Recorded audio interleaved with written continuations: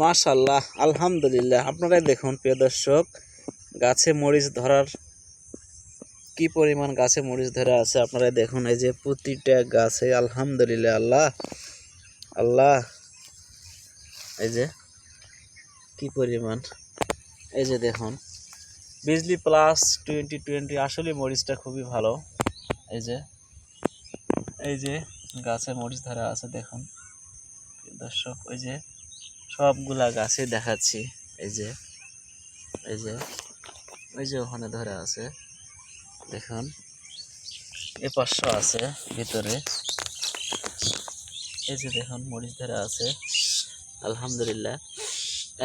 আমি যেটা বলবো গ্যারান্টি, যে চারা দিব জাত সেটাই আপনারা পাবেন।